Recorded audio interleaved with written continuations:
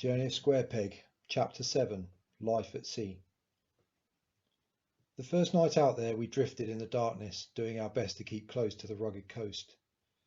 Having been too excited by their adventure to sleep long, Rose and Michael woke at 3 a.m, hypnotised by the swirling seawater surrounding us, processing their experiences of the day. I was tempted to tell them a story to help them sleep, but they were restless and disengaged. Eventually, weary of watching videos on my phone, they retired to their beds once more. By the early morning, I broke the silence with my wife as we sat on the small table in the galley. "What are you thinking?" "Another 4 walls," she lamented in a quiet voice, and then more forcefully, "This is your mistake. We have to go ashore. What will happen when the baby comes?" I hung my head. "I'm sorry, really, please trust me," I begged. "The life we left, the country, is as good as gone. You saw what was happening. It can only get worse. We need to wait it out. When it's over, we'll return." Her sceptical look said it all. She had followed me, unwilling, through the maelstrom and out to sea, riding aboard the very millstone that had stymied her dreams of a good life. The atmosphere between us was unbearable. It felt broken beyond repair. She thought I was to blame for everything, but why couldn't she see I was a victim too? Would it have been better to stay in our house with no preparation and submit to the violent rule of thugs amid horrible deprivation and injustice? Of course not, but that did not seem to be the way she saw things. And she had the children's support. To them, despite what they had seen, they acted like I was a thug imposing my will. "So how the hell are you going to get us home tomorrow?" demanded Helen, stabbing at a map on the table. "By the time we get in somewhere without riots, we'll be miles up the coast." "We can't. We'll just have to wait for it to be safe to go back the way we came." "Brilliant," she snarled, and turned as Michael put his arm around her.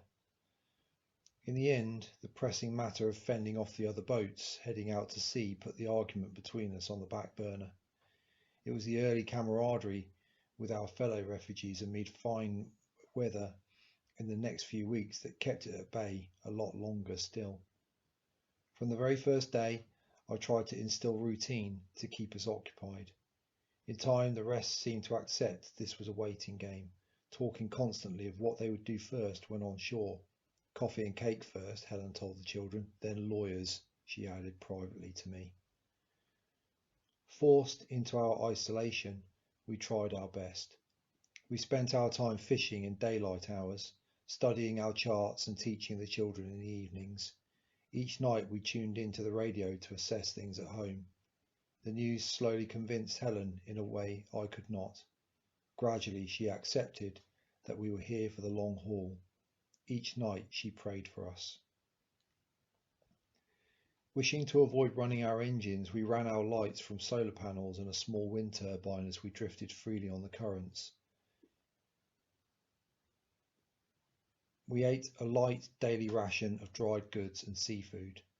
At first, boats would come alongside and share news with us. Sometimes we would be given spare catches of fish by other families, and sometimes we would share what we had too. For now, humanity was still remarkably capable of cooperation. However, the first winter storm changed the mood dramatically. As we were helplessly tossed upon a majestic sea, we set sail for the relative shelter of the south coast, away from the worst of the Atlantic squalls, leaving behind the dishevelled community of familiar faces we had come to know. In all this drama, despite the hardships we endured, our sturdy barge did not let us down. She was our endurance. During this time, my wife's belly grew, and she, in turn, withdrew from me. Silent hours she spent preparing for the forthcoming new arrival, ever more concerned and restless, ever more desperate to return to dry land and the perceived safety of a hospital. It was a chance encounter with a small trawler that delayed the crisis between us yet again. Just a few hundred yards out from a Cornish harbour, the skipper of the vessel hailed us as he motored by. Aboard were a gaggle of small children and 2 women, one of which shared his ruddy, rounded looks. "Not heading for the harbour, are you?" he called, as he came within 20 feet and backed off his engines. "It is hell in there. We've barely made it out. There's no food or fuel except what people have hoarded. It's the same all the way up the coast. People are fighting. So many bodies. No police or army anywhere, just crazy bastards at each other with no mind who gets caught in between. I had to, well, it was him or me, lucky to be alive." He looked down at his bruised hands on the rail, as if it were the first time he'd ever seen them, his voice fading. His face was festooned with barely closed cuts. "We're either going to stay out as long as we can, or head for Holland. Hopefully it'll blow over soon enough, but I'm not going to hang around to find out." "What about more north?" I hailed back over the din of the idling engines. "There's been no news, not even government broadcasts. Everyone is in the dark, acting like there are no rules." "Well, I suppose there aren't any more, are there? But one thing is for sure, if you have food aboard, you're better off out here than taking your family ashore. Good luck to you." He made a return to the wheel. I thanked him for the news and wished them the best of luck too. I supposed they were well equipped to feed themselves on a trawler, but there would be few comforts. Evidently the sea was still a better option than staying on land. Observing all, my wife sat on the foredeck by the fireplate and, leaning to one side to ease the pressure of the growing baby on her abdominal veins, heard the warning. She didn't react, even though there had been women on the vessel who had looked at her with barely concealed sympathy. "What are we going to do? I will need a hospital or at least a midwife," she worried, falling silent then for a long time. Staring at the water after they had gone, she did not address the subject further. After a time, she simply suggested we try to snare some kelp from the shallow water for dinner. The news and her reaction to it played heavily on my mind. In the coming weeks, there seemed to ensue a battle between her mind and her heart, for she never stopped speaking of returning home and of having our child in a hospital. Yet, despite my culpability in her enforced exile, she began to show some more affection to me than I was used to. Once our youngest was asleep at night, we would often sit together by the chart table, though we talked very little. Instead, she would read Dostoevsky while I studied an old folder of clinical guidelines on emergency childbirth I had stowed aboard as a precaution. It was as if we were both regressing for the sake of comfort. For my part, I sought it both in familiarity and in preparation, knowing, though dreading the fact, it would be down to me to react to any complications in the birth of our baby. Aware of how difficult it would be for her without pain relief, I worked through the scenarios on the pages, preparing for the worst. If anything were to happen, failure would not be for lack of preparedness. Life aboard afforded much time for contemplation. The more I thought about it, the more what I could remember of the Hobbes theory about life without civil society played on my mind, that life without rules is nasty and short. We also spoke of a Leviathan, kind of appropriate given our setting. Even here at sea, the Leviathan must certainly be in human form rather than a mythical beast. So far, we had avoided trouble at sea. In general, people either kept a wary distance or behaved as if bonded by the shared experience of being marooned at sea. But as the trawlerman had made clear, danger was never far away. Events now and in the past demonstrated it. Violence was the only human condition that was guaranteed to be close at hand no matter where. Others, such as love, were more conditional, the strength of love often justifying destructive acts to provide for and protect one's own. For now, then, we had no choice but to stay aboard, even as it seemed we would have to do so longer than expected. As time passed, our concerns grew. The store of fuel for cooking on board dwindled, and despite our limited use of the engine, the diesel level dropped steadily too. No matter how many fish we caught on those long days, Our dry stores were depleting faster than I'd hoped. "We'll soon have very little left," remarked Helen, whose cravings had been a huge challenge to her. I tried to reassure her, but a check of our inventory did much to add to our concerns. "We have a month or two, maybe less." Just as things started to seem really grim, it was with great relief that we began to find more and more frequently abandoned boats drifting in the more placid spring currents. It seemed that winter had culled our waterborne community significantly, and the tides soon drew their abandoned vessels to cross our path, floating islands of opportunity in daylight hours, but a menace to our sailing at night. The first few times I approached these vessels, I did not wait long in my observations before coming alongside, but before long reports abounded of cruelty, rape, and pillage, spreading malignant fingers to the jetsam of civil society stranded at sea.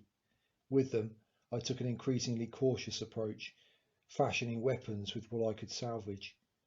If we suspected a boat was abandoned, we watched it at a distance for at least 8 hours before coming alongside. We believed that if someone were aboard, even if they kept no watch while sleeping, we'd be sure to see movement in that time. Satisfied that all was safe, I would board, armed with my G19, while Helen manned the wheel, and Michael stood watch by the fire pit on our foredeck, a longbow arrow notched and its tip dipped in petrol, ready to be lit. Thankfully, our vigilance put paid to any need to claim on this insurance. Soon, I found that, given the terrible circumstances that the deserters of these vessels must have faced to persuade them to abandon them and head ashore, they had been unable to complete the harvest of all the bounty their boats could offer. People find it hard to destroy the things they work for, I suppose. That being the case, much flammable material and occasional dry food stores, too bulky to take ashore on dinghies, could be found. So, to help sustain us, I would take a wrecking bar with me and a sack, breaking off cabin doors, rubber seals, anything that would burn. And sometimes even that effort was not required. For provisions would be gathered in plain sight, ready for collection by a smaller launch that had failed to make its planned return from a foray to land. As we always had before the collapse, we made do, and we did pretty well, it must be said. Filters for our low-power water maker, more and more solar panels, replacement batteries, all could be stripped from the vessels. Sometimes we even treated ourselves to luxury items, woolen blankets and silk pillowcases, items way beyond our reach before. There was rarely much food to supplement our catch. Despite this, we never gave up, and like the convict crew of an escaped vessel in Papillon, we never moaned to each other either. The hardships actually served to make us appreciate the small successes and the simple pleasures in life in a way we could never have done before. In this way, bonded by hardship, we beavered away for several long months upon the water. We survived, riding the capricious tempest of fate that fed our starved us unpredictably. Soon we heard that we weren't the only ones scavenging like this. However, some cared not whether a boat was abandoned, preferring to simply overpower, brutalise and even kill the weaker clans aboard them. As stories of piracy and brutality were shared boat to boat, crews seldom now ventured near us. As a result, we became more isolated, more reliant on self-sufficiency and on each other. Sometimes we were okay with this. The lack of contact meant a lack of risk, but when the catch was bad or our situation took turns towards the hopeless, and my eternal Sputnik of depression lurked nearby yet again, I would play the songs of Iron Maiden at full volume to blow the blues out of my system, sacrificing the boat's precious battery power to escape inside my head. In this way, singing as I danced on deck, miles from any stranger, I would renew my mental strength once more. My family never really understood what an immaculate, sculpted escape into an alternative reality it was for me, but they could see that it lifted my mood, kept me on an even keel when waves of dark depression threatened to engulf me, so they did not interfere. Meanwhile, my wife grew our child, both present and as yet unborn, cradling them in her quiet and stoical care. We met the lunchtime of the first official day of summer well fed and as content as we could be given the restrictions of our life at sea, and all the while our country, the world even, unravelled in its order, taking great steps back and forth for mankind and for nature respectively. However, this gentle way of eking out an existence was to be short-lived, for the worst of humanity that we had escaped on land was not entirely absent at sea, and a day of reckoning was soon at hand. Telling my daughter a story one evening, and as my son played chords awkwardly on a newly salvaged guitar, we noted on the horizon the large bulbous spinnaker of a yacht running in towards us at full sail. Helen, almost due by this point, seemed mesmerised by its approach. "Are they attacking?" she whispered, when the children were out of earshot. "I don't know," I replied, checking the location of our gun. "I guess we'd better be ready." After a tense hour closing the distance, the yacht finally came about several hundred metres away. It was about 80 feet long, a gleaming, beautiful, blazing beacon in the sunset. Having turned its nose into the wind, the mainsail rippling and fluttering loudly in the light breeze, its passengers busied themselves on its capacious deck. The captain of the yacht, his right flank exposed to me, cradled a shotgun in his lap as he sat at the large wheel. Through my binoculars I watched him scan us before turning his head to trace the passage of a distant small dinghy cutting through the brine. With him were two women, one quite slim, young-looking from what I could make out at that distance. They had clearly been at sea for a while. Her lithe body made easy work of the rocking deck as she moved about, securing rigging as she went. Caught by the wind, her long blonde hair streamed out behind her for a moment before she disappeared below deck. An inexplicable sense of foreboding accompanied my observation. The crew of the yacht made no attempt to engage us on our lowly raft. It was as if we weren't there. I wondered why their sail was not lowered when they were not moving. Helen voiced my own concerns. "It's a pretty risky thing to do, don't you think?" she commented, advertising their position for miles around. Concerned by our proximity, I raised our sail and let the wind pull us further away. Drifting, the yacht followed slowly in our wake, Helen swearing under her breath all the while. That night, as we ate a meagre meal of rice and mackerel, I asked her if she might join me in a little drink. Once our children slept, unaware of our concerns, and rocked into a deep sleep by the gentle meandering waves slapping on the hull, Helen sipped a tiny drop of wine poured from the miniature bottle I had shoved in the back of the fridge months ago. Thinking back now, I realised my poor wife must have been struggling to breathe with the pressure on her organs from the 35-week bump jutting out preposterously before our eyes. But I was sat trying to discover a sense of joy in the large glass of wine I sipped, full of thoughts about what danger lurked within range of our boat. The soothing effect of the alcohol soon wore off. That night I briefed my son clearly. "Be vigilant on watch tonight, son. If anything happens, wake me, but don't turn on any lights or make a noise. Anything at all. Don't hesitate, okay?" He rolled his eyes as only teenagers can. "Yes, Dad, I will. Stop worrying." "Okay, son. Good lad," I replied, and then, as if poked by a sense of foreboding, I added, "I love you." I put my hand on his shoulder and held it there for a moment. It was our first physical contact since he turned maybe 12 years old. In our bunk below, I listened through the darkness to the amplified slap of the waves on the hull, the splash of water dripping from the bilge pump exits with each dip and rise of the boat. At last the combination of alcohol and sea air won out, and I slipped into a heavy, fitful sleep. It seemed like moments later that my son was waking me for my turn on watch.